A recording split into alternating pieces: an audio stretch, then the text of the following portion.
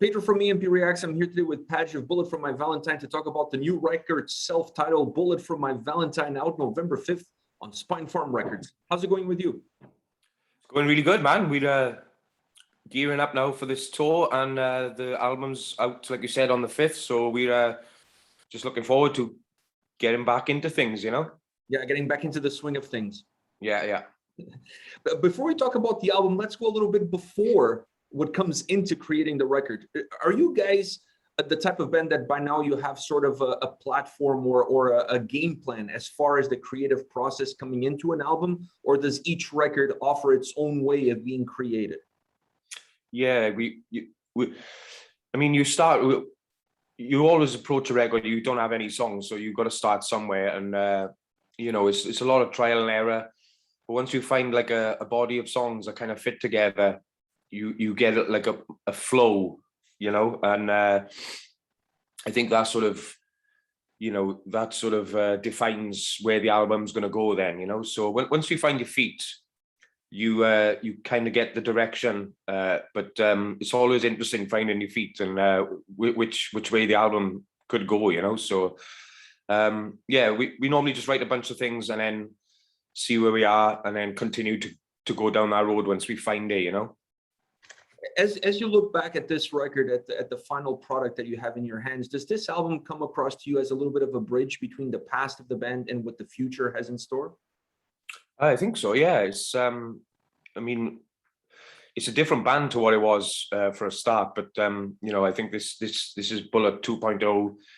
This is Bullet on steroids. It's, you know, we finally got a kick-ass band, and you know, hopefully there'll be no stopping us. You know, we definitely pulled something out of the hat on this album, and you know, it's really showing the caliber of musicians and stuff like that. So we're super excited, and it's super fun, you know.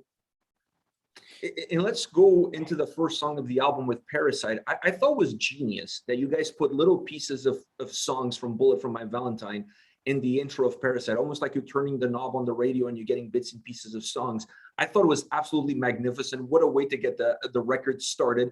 But what was the thought process from your perspective? What did you guys try to achieve with having that sort of an intro to get the album kick-started? Well, it's like a nod to all of the past sort of Bullet albums and stuff. I think it's just like a song off each album or whatever, or some of the classic Bullet stuff. So it's just a little tease, you know, and you know, all the way through it kind of builds and builds and builds. So it's definitely something we haven't done before, but I think it's a really cool touch, and you know, it kind of gets the party started. Yeah, it felt a little bit like you guys were shedding the skin at the same time celebrating that past, but then letting the fans know that, hey, you know, this, like you said before, this is Bullet 2.0 that's coming right after it. So enjoy the past, but don't get, you know, too stuck with it. There's more coming forward. Yeah, definitely. And then straight into Parasite is just mind-blowing heaviness, you know. So that's definitely a great lead song on the album, and it's one of my favorites, you know.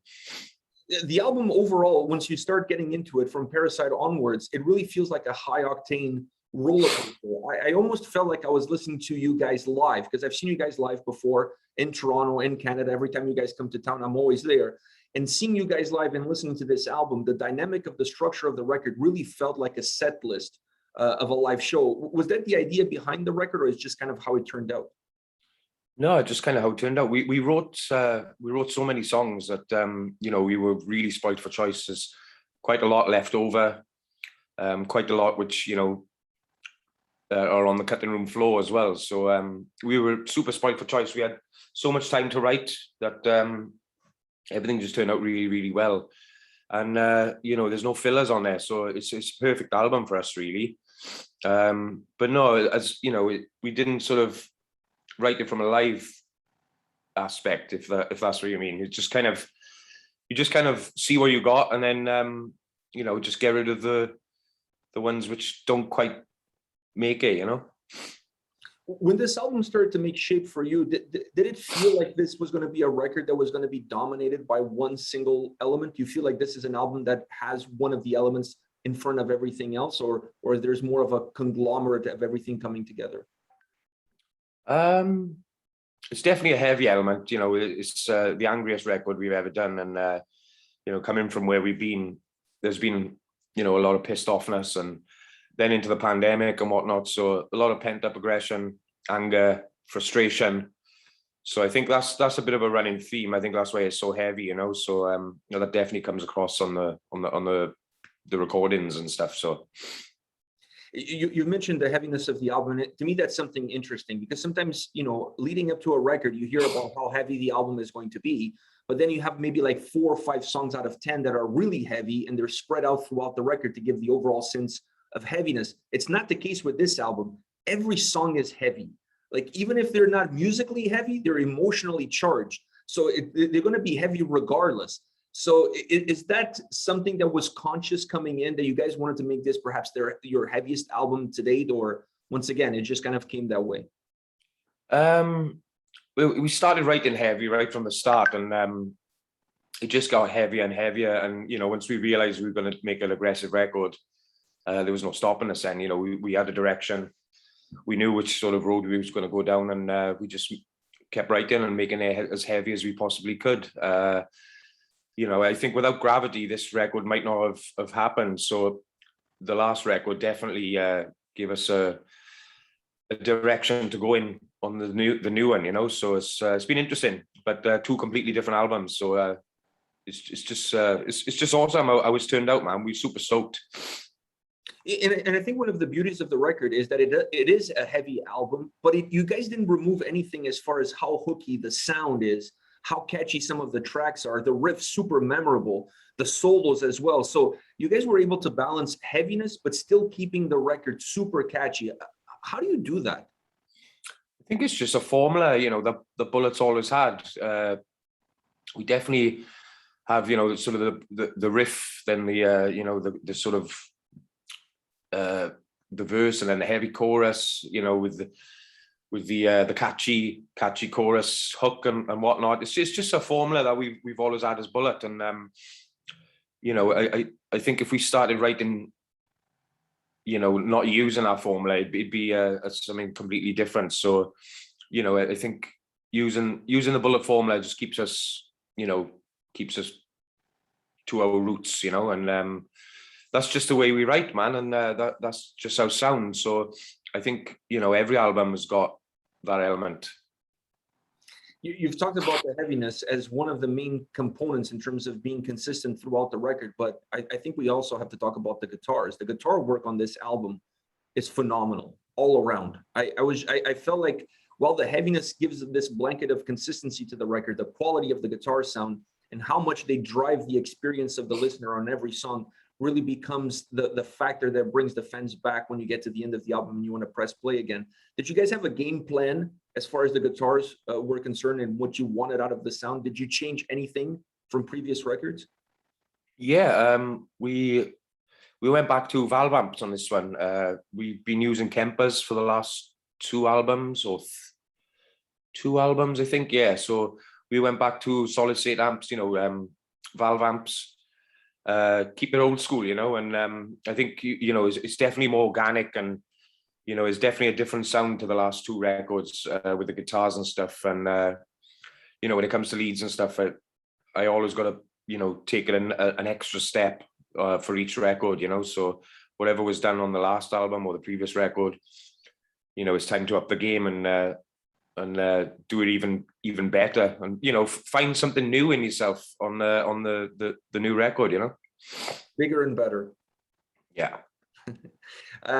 You said there was some songs that didn't make it the cut. They were left on the floor, on the cutting room floor. Was there a song that made the album that was super difficult that you thought it was not going to make the record? Yeah, Rainbow Veins. That song was an absolute bastard to write at the beginning. It was a completely different song at the beginning, but we weren't getting anywhere with it. So Matt really liked the lyrics, so he kept the lyrics and rewrote the music around the lyrics, which he's never done before. But that song was completely different, starting out to what it is now. So it's quite interesting. It was really doing our heads in because we just couldn't finish it, couldn't make it work. So we just put it away. And then Matt went back to it and rewrote the whole song, and it turned out great, actually. Yeah, it did. It did. When you guys run into these issues, do you solve them internally, or sometimes you search for outside assistance? Because I'm assuming when you're in the process of creating an album, sometimes it may become a little bit difficult to see the forest from the trees. Mostly we mostly stick with it as best we can. Carl is really good. Carl, the producer, is really good at getting ideas out and throwing ideas across and stuff like that. He's a super cool guy when it comes to stuff like that. And but for the most part, we just stick with it and do as best we can, try and figure it out. Is there one element on this album that stands out to you in the band, but perhaps for the fans that were not involved in the process will go a little bit hidden within the overall heaviness or in the overall soundscape of the record? No, we just went for it, all guns blazing, man. It's like Bullet on steroids, it's Bullet 2.0 right out the gates, and we just went for it. It's just, you try different things on different albums and stuff like that, but this one we just wanted to make it as heavy as we possibly could and just keep writing heavier, make a really aggressive record, and just show people what we can actually do. As you guys are getting ready to release the album, go on tour, play some shows, what can fans expect from this record onto the live set? Just usual Bullet. Some of the riffs and songs on this album are super ferocious, and I think they're going to come across really, really good live. But there'll always be the classics, and the ones which you've played for 20 years or whatnot. But it's going to be really, it's going to be really fun playing the new stuff. It's always fun playing new stuff because you get so used to playing the other stuff that you just want to freshen things up and make it a bit more fun for yourselves as well. So we're super looking forward to playing these songs, and just super looking forward to releasing it and getting out on tour and just doing what we love doing. Is there a song on this record that stands above all others as far as your desire to play it live in front of the fans? I really love Parasite. It's one of the angriest songs I've ever heard in my life. So, and it's super fun to play, man. Although it's quick, it's not too difficult. It's got great solo and stuff, but just the aggression is there, and it's a great release. So, when you play that song, it's a good release of energy. Well, one last question for you. Perhaps this is a premature question to ask, but maybe you've had time to look back at the work that you guys done on this album and kind of evaluate the record. Where you see the legacy of this album as far as the band is concerned, as you start to look forward into the future?